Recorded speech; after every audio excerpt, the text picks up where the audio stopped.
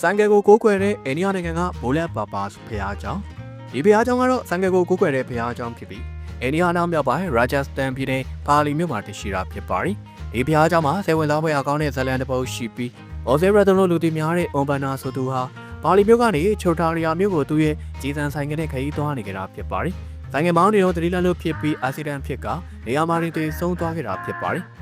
ဒါနဲ့ပဲရဲရီဟာအရီဆိုင်ငယ်ကိုရဲစခန်းကိုယူလာခဲ့ပါတယ်နောက်နေ့မှာတော့အရီဆိုင်ငယ်ဟာရဲစခန်းမှာမရှိတော့ပဲအခင်းပြပွားခဲ့တဲ့နေရာမှာပြန်လည်ရောက်ရှိနေကြတာဖြစ်ပါတယ်ဒါနဲ့ပဲရဲရီဟာအရီဆိုင်ငယ်ကိုရဲစခန်းကိုယူသွားတဲ့အခါတိုင်းနောက်နေ့မနက်မှာ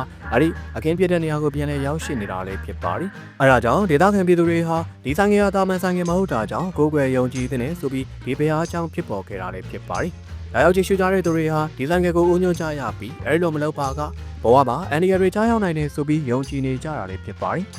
နောက်ထပ်ဖျားကြောင်းကတော့ကြွက်ဖျားကြောင်းလို့လူသိများတဲ့အိန္ဒိယနိုင်ငံကခါနီမာတာဖျားကြောင်းဖြစ်ပါတယ်ဒီဖျားကြောင်းဟာအိန္ဒိယအနောက်မြောက်ပိုင်းဖြစ်တဲ့ Rajasthan ပြည်နယ်ဘိုင်ကင်နာမြို့မှာတည်ရှိတာဖြစ်ပါတယ်ဒီဖျားကြောင်းမှာဖျားရှိခိုးတဲ့ကြွက်ပေါင်း2000ခွဲလောက်ရှိတယ်လို့ဆိုထားပြီးအနေနဲ့ရရကအိန္ဒိယပြည်သူတွေဟာဒီကြွက်ကလေးတွေကိုလာရောက်ကြည့်ရှုကြပြီးတော့နိုင်ငံခြားသားခရီးသည်တွေကိုအဓိကဆွဲဆောင်နေတဲ့နေရာတစ်ခုလည်းဖြစ်ပါတယ်တင်နေတဲ့ဒီဖျားကြောင်းမှာဖျားရှိခိုးနေတဲ့အခါတင်းချောင်းနာမှာလှည့်လည်သွားလာနေတဲ့ကြွက်တွေကိုတွေ့မြင်ရမှာဖြစ်ပါတယ်